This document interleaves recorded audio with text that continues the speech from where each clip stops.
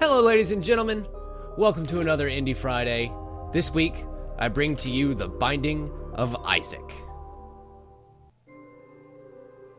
Isaac and his mother lived alone in a small house on a hill.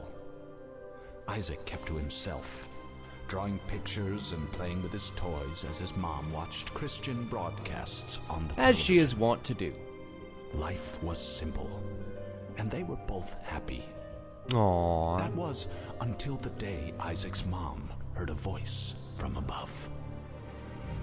Your son has become I love her corrupted completely by attentive sin. gaze. He needs to be saved. I will do my best to save him, my lord, Isaac's mother replied, rushing into Isaac's room, removing all Not my that was Game Boy, evil not my... from his life. Yeah, my clothes. Oh, my little Winky. Again, the voice called to her. Isaac's soul is still corrupt. He needs to be cut off from all that is evil in this world and confess his sins. I will follow your instructions, Lord. I have faith in thee, Isaac's mother replied, as she locked Isaac in his room, away from the evils of the world. But locked away with time, the evils of Isaac's himself. mom heard the voice of God calling to her. You've done as I've asked, but I still question your devotion to me. To prove your faith, I will ask one more thing of you. Yes, Lord, anything, Isaac's mother begged. To prove your love and devotion, I require a sacrifice. Your son, Isaac, will be this sacrifice. Oh no, that's me! Go into his room and end his life as an offering to me to prove you love me above all else. Yes, Lord, she replied, grabbing a butcher's knife from the kitchen. Isaac, watching through a crack in his door, trembled in fear. Scrambling around his room to find a hiding place, he noticed a trap door to the basement hidden under his rug. Without hesitation, he flung open the hatch, just as his mother burst through his door and threw himself down into the unknown depths below. And that's where our story begins.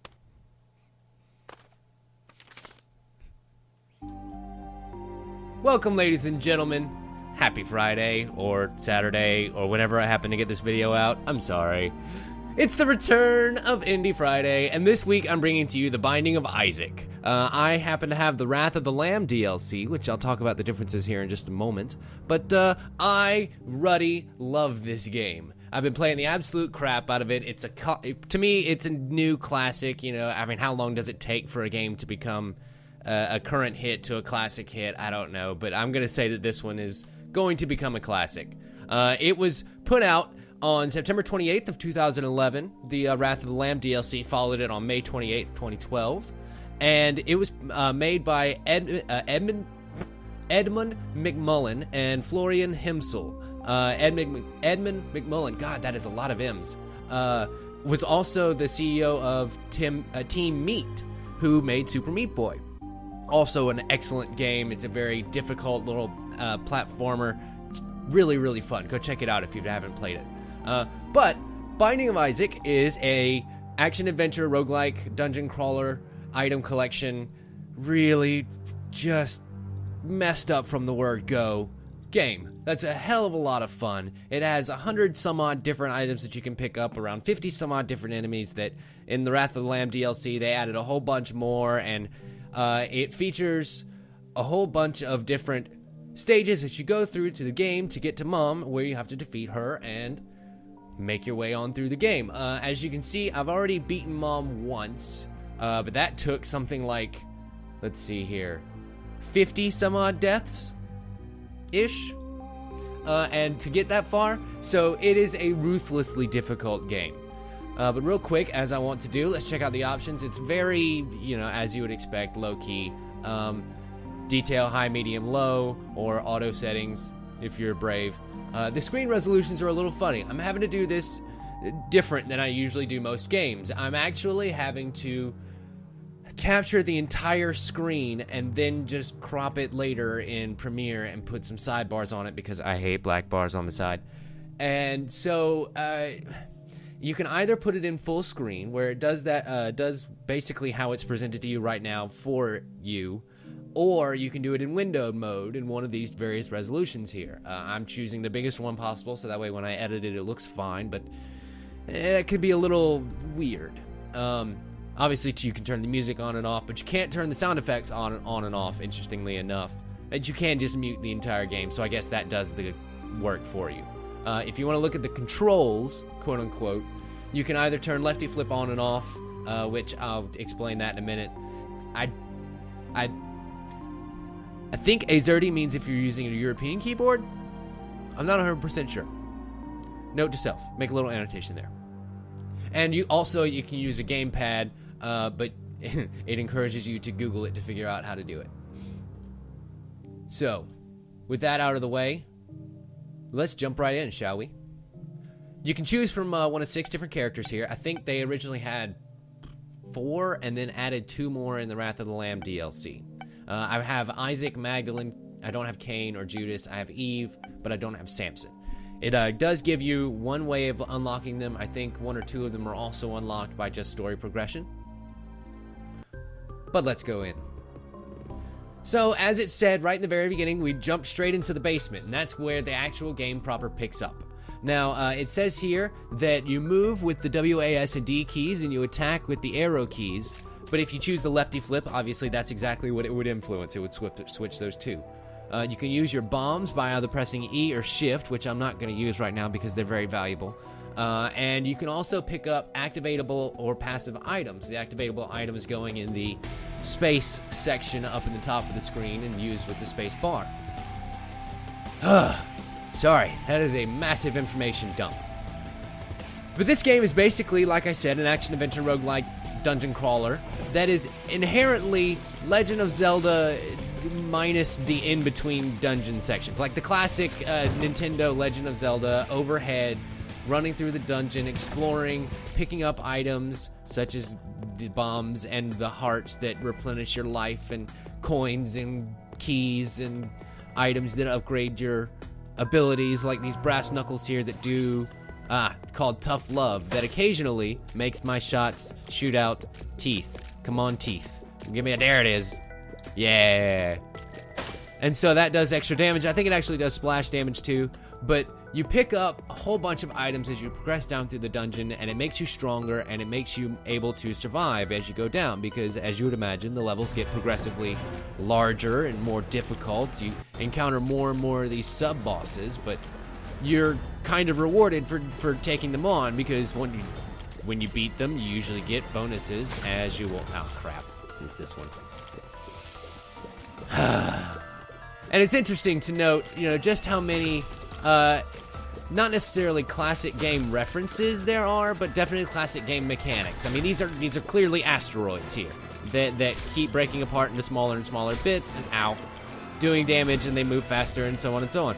And so you're really able to kind of utilize your old gamer skills, if that makes any sense. It really plays to the strengths of people who have been playing video games for a long time, who know what to look for when you're, say, I don't know, searching for a secret room? Bomb! Go! Yes! Secret room! And see, you can kind of figure it out over time when you've played the game enough to know that one of these, if the map shows a little horseshoe bend here, like it's showing all the way around this room on the map, then there may be a secret room. It's not guaranteed, but you kind of trust your intuition. And if you have the extra bomb to spare to give it a shot, why not give it a go? Because the secret rooms often give you things. That on this first level, it only gave me 3 coins, but you can imagine what it would ramp up to as you go. So, interestingly enough, this is a good time to take a look at the map icons here. You've got the coin that signifies the store. You've got the dark crest that was an addition in Wrath of the Lamb that signifies a deal with the Devil Room, which has one of various different effects, and usually either require a key or some kind of blood sacrifice to get in. If you remember back in that room, it actually had actually, I can just go and show you real quick. It had a door that was framed in spikes that would actually do, I think it's a half heart, so a full heart going in and out of the room to get in there. Balls to it. I'll just go and show you. And so it has items in here that usually give you some sort of awesome buff that you have to sacrifice something to get. In this case, it's just 1 heart to get in and out of the room. But as you go later on, they can actually go to full out, quote, deals with the devil that require you to totally give up your heart tanks. And so the small skull will be the mini boss that I fought. The crown here will be the treasure room, which was the first one that I entered that had the tough love. And then this would be the boss room. The bosses are usually hideously grotesque versions of, well, maybe Isaac, maybe his brothers. We're not quite sure. Oh, that's what this thing does. Okay. I puke out a giant line of bloody death. But it's a chargeable, so the longer you hold it, the more damage it does. But it seems to have to be able to pass through the rocks. I'll check that in just a second. Yes, it does. Which makes it a really awesome weapon. You're kind of at the mercy as you go through of the items that you pick up. Because they're random, because it's, you know, roguelike. Again, I really, don't want to use that word, but there aren't really many other words to describe this game better than that. You kind of run the risk of getting a bad roll on some of these items and maybe getting some that don't necessarily play to your strengths as a player. I like to rush around at a high speed and have a lot of tears going out. It doesn't necessarily matter whether they have a lot of range or damage to them because I just pump out a lot. So this weapon in particular doesn't necessarily play to that strength of, well, I kind of have to wait in position and get the right moment to strike. But that's the advanced tactics. Moving down. In between stages, you're featured with a little vignette of the various dreams that Isaac has as he's plunging further and further down, deeper down. Before you meet Mom, sorry, I had to take a drink of water there. Before you meet Mom, you are actually 4 stages and then the Mom boss. But as I've already beaten her, there are actually more than that now for me. There are 6 stages, and I think it goes up to 8 and then the boss. I've only gotten one of the endings, so I've only beaten the game once. And so there are actually, I think, 12 different endings. So I have to beat the game at least 11 more times, which I gotta tell you, if it took me 50 times to beat the game the first time, I can only imagine how much it's gonna take to beat it those other times. But I will still keep playing it because, as you can clearly see, this game is really neat. It's got a very, very, very gory, macabre style that's just fantastic. All the items usually change you in some way. The Jesus juice covered my mouth in, well, grape juice or wine, and you can actually see that it upped my range by 1 and my I think shot speed by 1, and then the little devil signet that I have raised my damage all the way up to max. And so you do have stats ish. Again, a lot of these mechanics are just stripped down to their bare bones. So to make the game flow smoother and to make it go quicker and to make it so that it's very easy to get into, it's very easy to understand. If you've even played one game like this, then you're probably going to be able to pick up on it. And even if you haven't, it won't take you long. I mean, how much really is there to get about going through the dungeon, encountering various things, finding out what they do through the process of trial and error, and doing it again? Now, this is a beggar. The beggar takes your money, and then he takes your money again, and then he poops out items, which are kind of neat. Steam sale. I think the Steam sale will make it so that I can buy items at the store for half off. But I'm not sure. I've never really gotten that item before. And that's the thing. I've only gotten like half the items that are in the game. As far as like either unlocked or encountered through the various playthroughs that I've done. And as you saw in the beginning, I've played through it at least 50 times. And not all the time do I, well, let the game play all the way through. And I think when you restart, it doesn't count it in the deaths counter there. So now I have chocolate milk, which doesn't override the the blood fountain that I spurt from my mouth, which is just fantastic. But the chocolate milk is another chargeable item that, again, kind of screws me over personally. It does the same full damage, and it does a giant globule of chocolate milk that flies all the way across the screen, and it's kind of neat. Aha! Interesting. So I guess it gives me everything at 50% off, which is kind of cool. Because now I can afford to get a key and one of these gray hearts, which are called soul hearts. They function as armor in the game. And so no matter how many regular hearts that I have, as long as I have even half a soul heart left, that soul heart will be taking a damage before it gets to my regular damage. And also there are various items that you can pick up that increase your life, that increase your actual innate heart containers. So when I say that you can kind of run and grow your stats over time, I'm not really kidding.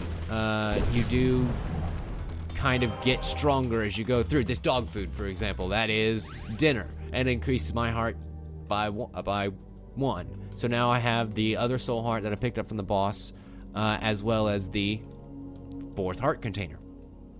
Incidentally, pickups do not degrade over time in this game. You'll notice that even up near the sword room, that heart container is still there from when I ran over it earlier and wasn't able to pick it up. So if throughout the course of the level, say after you beat when you face the boss, if I were to take damage during it and the total health that the boss gave me back wasn't enough to get me back to full, you can run back to any room in the dungeon on that same level and pick up whatever pickups you left behind. If you get a bum for an unfortunate chest you had to leave behind because it was buried somewhere, you can do that, or whatever you need to do. So you don't necessarily have to rush down the door to get to the next level once you beat the boss. And this is a deal with the devil room. As you can see here, you've got Satan sitting on his throne, and he's actually a boss that you can fight. Interestingly enough, I don't know if it just nope, doesn't do that. Anyway, you can sacrifice a heart container to get a shovel, or to get this kitty's paw. I think it's Guppy's paw. Yeah, Guppy was your cat, and you encounter various items that are basically Guppy's dead parts throughout the game. I don't want to sacrifice the heart container, and this is a choice that you have to make, because sometimes these items can be really useful and really powerful. For example, the curse that I got here is actually one of the items that you can get in the deals with the devil, and it's usually for 2 heart containers. If you happen to have already gotten, say, 2 free heart containers, and you have, 5 or 6 armor, by some point in the basement, then maybe it might be worth it to sacrifice the 2 heart containers. But right now, not so much. Okay, so now that I have dug out this room as far as I can go, let's go.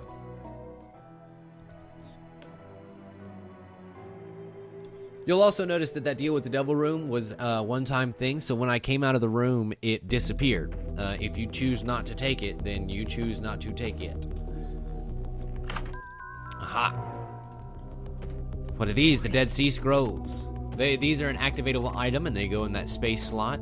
There are other kinds of items as well. I don't know whether I will encounter them in this playthrough or not, but I'll go ahead and tell you about them so that way you can, know what they are already. There are tarot cards that you can encounter that go in a upper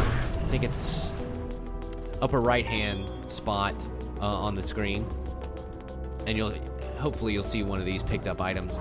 And they are also activated with the Q button. Oh god, so much more death in this area.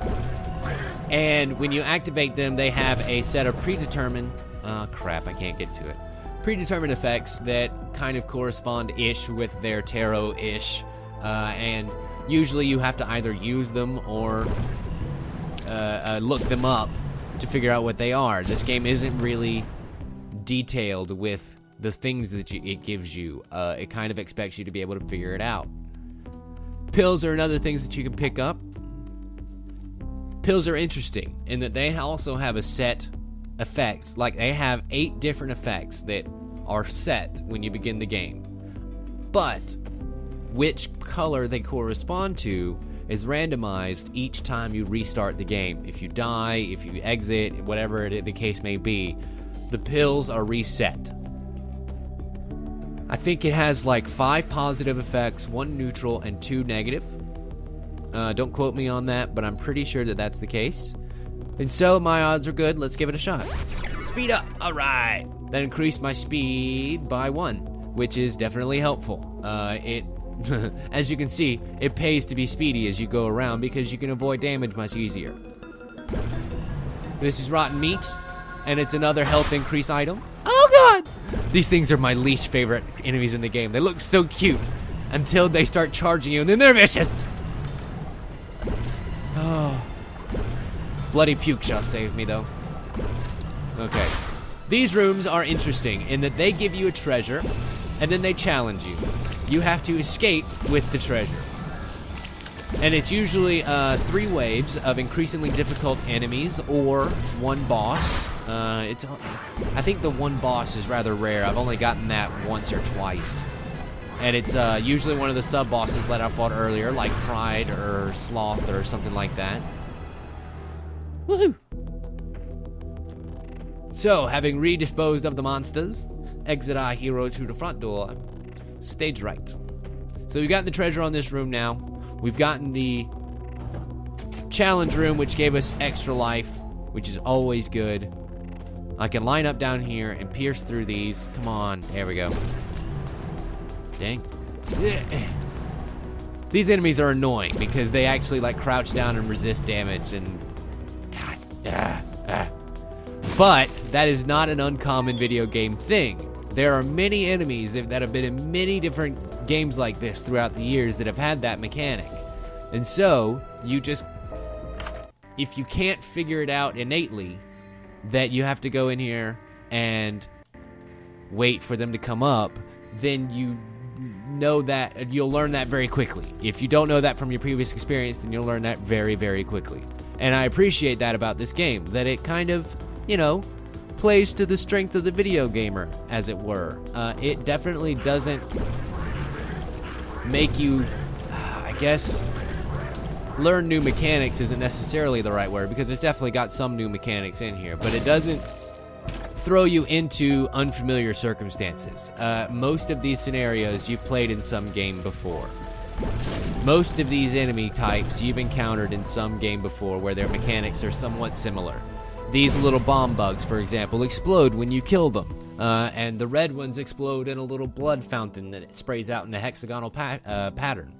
So, it's very easy to pick out these things. All the enemy types are rather distinct. All the ways that they go and try and murder you are rather distinct. And it's very easy to learn, to actually legitimately learn how to play this game. And it makes you,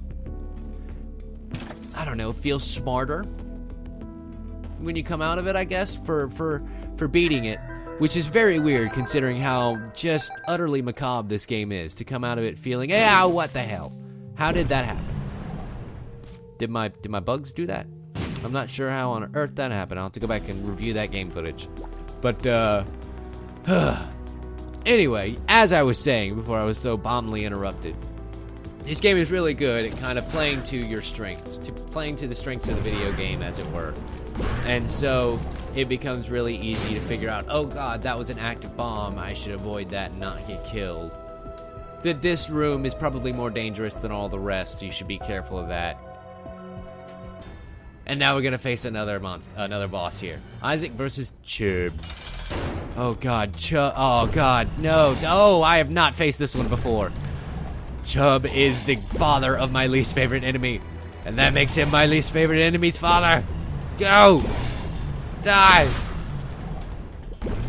Take pukey death! Take pukey bloody death! That's what I like to see. Yeah, baby. Okay. Heal myself all the way up. Lovely, lovely. This crown is called Pageant Boy, and it spawns a whole bunch of money around me, but it also has the downside of making it so that when I take damage, I lose money. Like Sonic, except worse, because I always lose at least one more coin than I had. Really annoying. But anyway, as we delve deeper, I can take the chance to tell you about one more difference that Wrath of the Lamb implied. And this is actually really good because it actually put me into this stage. Wrath of the Lamb included alternate stages for as you go through the opening levels. If you notice, the ones earlier were kind of wood-based and had a bunch of different kinds of enemies. Wrath of the Lamb introduced alternate versions for the earlier ones, and these are catacombs. They're caverns. I think in the first two they're called caverns, and the second two they're called catacombs. And these are more spider-like. They have a couple of different mechanics, like they have webs on the ground that keep you from being able to move through them fast, or move through them quickly, and also slow down your shots, incidentally enough. They also have tougher enemies, as you can see. And they also have much more sprawling level layouts, so that you can get... You don't really get lost in the levels because, you know, it identifies it as you go along for you. But you definitely have more of a challenge to get to the boss. It's not as direct as it is in other maps. Please be a secret. All right. And what are you? Oh, nice. 1-up mushroom. Oh. Oh, that's another item I've never gotten before. And I'm going to assume that it means that when I die, I just get to try again, which is a very, very valuable item, as you might imagine, especially if you've gotten to a point like I am, where you've gotten a couple of upgrades that are really nice and rather handy, and you might actually stand a shot at getting down to the bottom and beating the game. Well, it helps to have an extra life. I'm trying to debate whether I want to tell you about the arcade. Falls to it, I'll just go into the arcade. So this is the arcade. And as you can see here, there's a whole bunch of posters on the wall referencing other works that have been done by this studio. Super Meat Boy posters on the wall, various things of that nature. And inside of here are machines that you'll encounter in the world, but just concentrated to one area, one of which being the Cup and Balls game. Which, if you can figure that out, you're better than I am, because I can't follow that. But if you get it right, you get the item. There's one blank, and then there's one that has an enemy in it. Fortune teller tells your fortune, and the blood bank takes your blood and gives you money. So that's something that I don't know that I want to do all that often. And the regular slot machine, well, if you hit the jackpot, it gives you items. That's actually not, that doesn't happen very often. That's usually what happens. So I was kind of surprised when it happened first time for the video. Thank you very much, game. You are obliging me nicely. But as you can see, my relatively high speed makes getting through... Oh, God, Dead Sea Scrolls. Oh, Dead Sea Scrolls, I guess, make me die. That's pleasant. Kamikazes are never fun. But at least I've got full health now. Damn it. Okay, so this is a terrible, terrible item, and it's one that I need to replace. Dad, blood fountain, go. Anyway, as I was saying, there, God, die. As I was saying, as you can see, kind of the movement speed kind of helps you get through these big levels faster, because it does get annoying trying to run through them when you, well, move slowly. And there's just nothing but open rooms left when you have to kind of backtrack through the level a little bit, which you may or may not have to do. If you get, say, a store that you can't go into because you don't have a lot of money, and then you encounter money later in the level, etc., etc., etc. Come here. And so is your old man. That's what I like to see. So, safety cap is, okay, I've got all 4 items stacked here. These are all 4 of the different kinds of items that you can have. The one in the upper left-hand corner is a passive item, and that gives some sort of passive bonus. In this case, the safety cap actually makes pills spawn more often. There are ones that you can get, like PhD, that give you a surgical mask and actually auto-identify pills and make it so that you only pick up the positive ones. And then they have the activated items here, which are either the tarot cards or the pills. And then you have the activated items in the spacebar menu, which... Kamikaze is the worst. But let's see what this pill does. Bombs are key. Aha! This is another interesting effect. Bombs now function as keys. Oh, that is not my intended target. But I did not know you could destroy those machines. That is also very interesting. Bombs are key? Why? I thought that that's how that worked. Oh well, I guess that's not how that worked. I was wrong. Or maybe I was doing it wrong. I'm not sure. At any rate, I don't mind being wrong. Weirder things have happened. Secret. Oh wait. Aha. With the boom boom stick, I have remote detonation. You press the space bar, it makes your bombs explode. This makes it much easier to set up timed moves. Ooh. Timed moves as you go through to where you can... Oh, crap. Oh, God. Those things hurt so bad. Oh, those things hurt so bad. Okay. So Pestilence is one of the 4 horsemen. And as you beat them, it unlocks further darker bosses down in the bottom. And as you can see, he's running through the level and putting out shimmering green ooze out of his horsey butt. And then shooting green bomb shots out of it. As you would expect, if I stepped in that green goop, it would be terrible for me. It would hurt a lot. I've never actually faced one of the Horsemen of the Apocalypse before, so bear with me. And death! Oh, not quite. Death! One more death!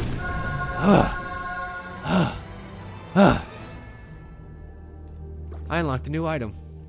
Fantastic. As you can see, as you saw, rather, when you unlock certain... or when you beat certain bosses, it unlocks new items if you haven't beaten that boss before, which, as I said, I haven't beaten a horseman before. And they give you these cubes of meat, actually. The horsemen specifically give you these cubes of meat, which, as you get them, if you encounter more than one horseman of the apocalypse in one playthrough, they each give you a cube of meat, and if you assemble 4 of them, I think it assembles a full-on Super Meat Boy to go around and kill things for you, which is pretty awesome, Edmund. Pretty awesome. Thumbs up.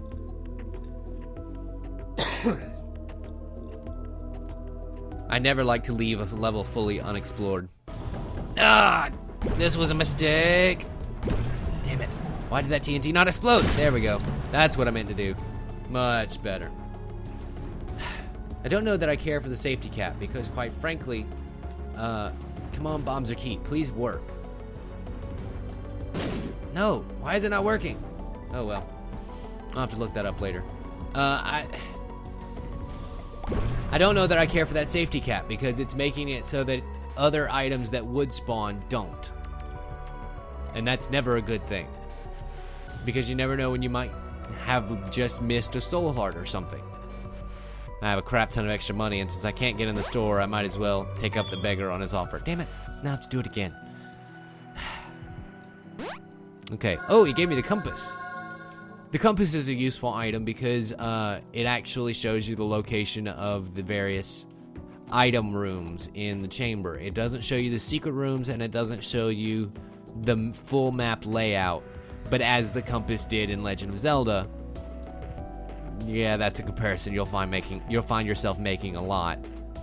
It shows you the important item rooms.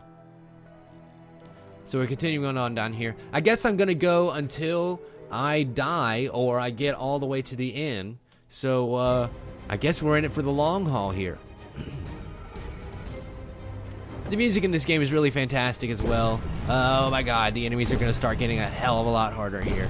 The music in the game is fantastic. All of the different chamber rooms look amazing. The reason why all of these things look the way that they do is because this game was originally a Flash game and is actually being remade very shortly in a what will be called The Binding of Isaac Rebirth, coming out I think early next year is what the developer has claimed.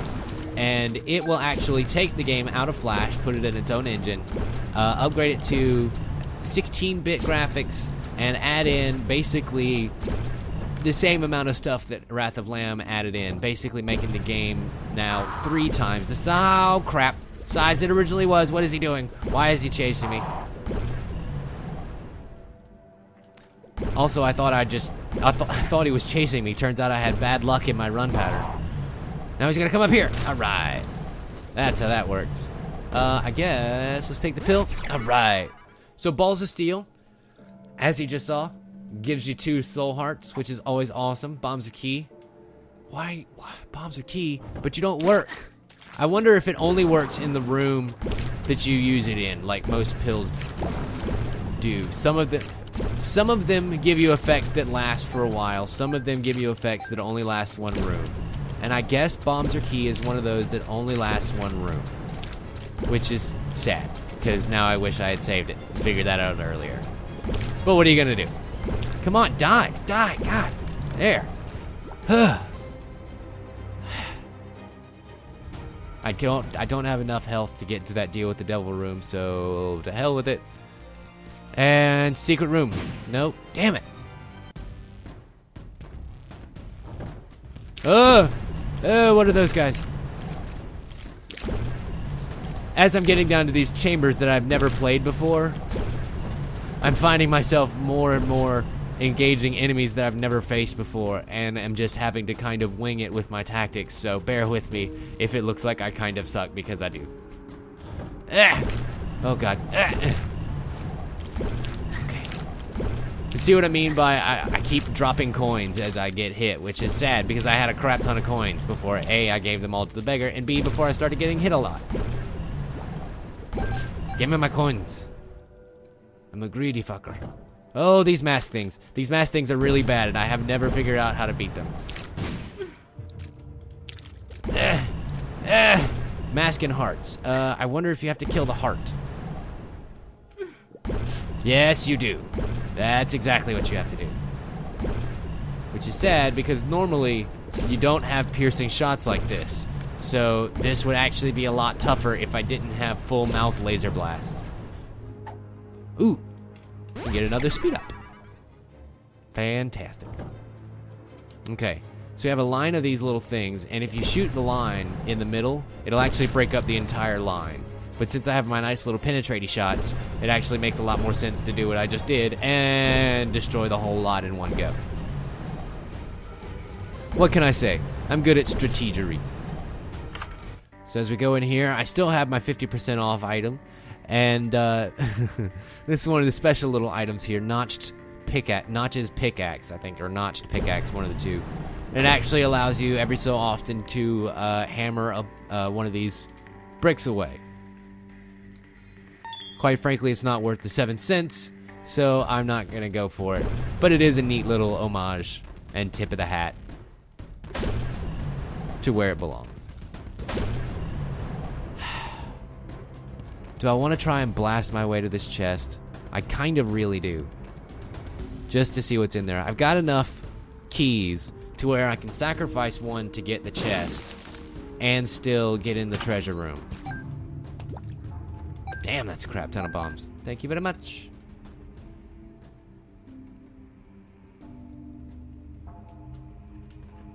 Oh well, at least I got in there. Sorry, greed took me over there for a second. So, now we're going to run back all the way over here. Running. See what I mean by the movement speed bonus being very important here. We're going to check for a secret room. And now we're going to get the treasure. Which is Monstro's Tooth. Another activatable item. Which, yeah, I will take in favor of the remote explosive. Because I keep forgetting to use it like a dummy. Oh crap, this was a bad idea.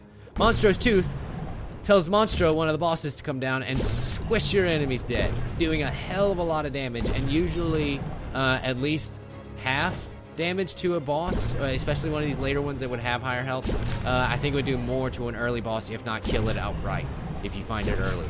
But that's an item that you get from killing Monstro for the first time, one of the bosses, and it recharges as you clear rooms, as do most of the activated items. Some of them take 1 room to recharge. This one, it appears, takes 3. Kill the hearts. Kill the hearts. That's the secret to these. Kill the hearts. Ah, damn it. Those things are annoying. Good thing I got the balls of steel. God. Kill the heart. Die. Thank you. But if you notice, that is a different colored brick. Different colored bricks often spawn items for you, which is another handy little tip. Check for secret room. No, damn it. It doesn't always work, but most of the time it's worth a try. What the hell? I don't have any other things that bombs can be used for here. I might have a use for them next level, but I'll probably get some more. So there's a lot of kind of rationale to each decision that you make because resources are so scarce, because your life is rather valuable, and when you die, you reset and start all over again. Yes, a second freaking horseman. Oh, he's gonna hurt, though. I have a feeling he's gonna hurt a lot. Oh, he's a charger. Okay, cool. I can deal with this. I can deal with this. I have learned how to deal with this. I'll probably get more bombs later, is what I was going to say. Oh, that's a bad. Oh, thank you. Thank you. I didn't even notice that different color block down there. Okay, and he's gonna come over here. Ah, gotcha. And now he's gonna spawn more bombs. Run away. Oh, that's gonna hurt. Nice. I'm not sure how on earth I escaped damage there, but I'll take it. Oh, crap. Okay, so thankfully he has cleared out the entire room, and that is very helpful to me. Take my blood mouth vomit. Yeah. Nice. I got him off his horse, and now he's gonna run after me. He is very quick. He is very quick, but I seem to be just as fast, if not slightly faster. Which is good news for me. Gotcha. Monstrous tooth! I forgot. Aw, nuts. That would have been much more helpful earlier on when he was standing the hell still. You're gonna die. You're gonna die by my mouth laser. Die. And defeat. Yes. Whew. That was a little rough. Okay, cool. Yes. So now he's a little bit bigger, and he actually does do damage to enemies that touch him. You probably noticed him doing a little bit of damage to War as I was running around him. My word. I haven't gotten this deep in a long time. That's what she said. I didn't expect this video to be this long, quite frankly. Oh, and now it's starting to shoot. That's fantastic. Thank you, little quasi-meat boy. You're not quite there yet, but you'll be there soon.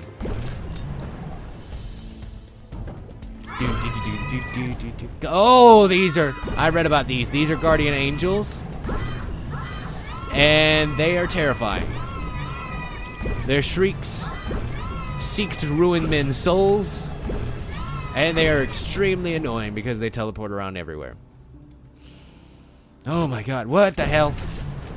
More enemies that I've... See, this is the point at which I have not been beyond. So, I have no clue what's coming. So this is going to be fun for the both of us. I can't get to that bomb because, well, I don't want to use the key on that block there. Damn it. Okay.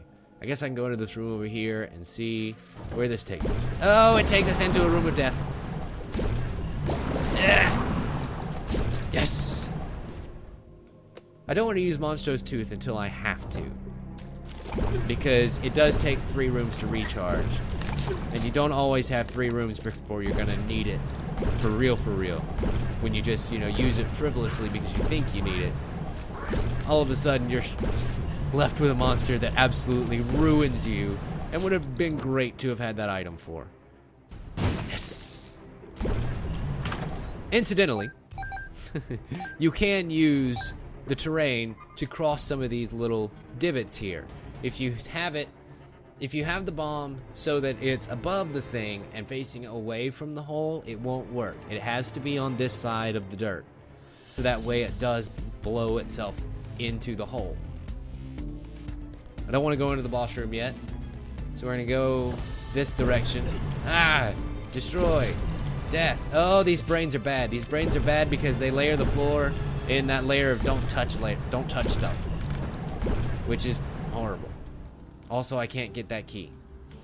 There is an item that would let me get that key. It's called it's called Magneto, but it's basically just a magnet that attaches straight to your forehead and enables items to come to you, even over spaces like that. It'll go, I think, over 1 space. It won't go over 2. Oh boy. Oh boy. Oh boy. These things are definitely bad. Oh well, I had to use it. I had to use it because I'm probably going to die here. This is not good. Well, ladies and gentlemen, This has been Tim Leftwich playing The Binding of Isaac, Wrath of the Lamb. Oh, never mind. I'm going to die very soon anyway. So I'm going to go ahead and say it here. Thank you so much for watching, everyone. I really hope you enjoyed this look at this game. Son of a bitch. I love this game so much. I really do. You can pick it up right now for $4.99 on Steam. It's actually on sale in the Humble Store today only, if you go ahead and act very quickly. For $1.99 at humblebundle.com, and you go to the little store section there. The Wrath of the Lamb DLC, which adds a whole nother game's worth of stuff to it, is $2.99 on Steam. So please go pick this game up. It's fantastic. As I said earlier, my name is Tim. You'll be watching this on youtube.com/TimLeftwich. Have a great weekend, and as always, we'll see you next time.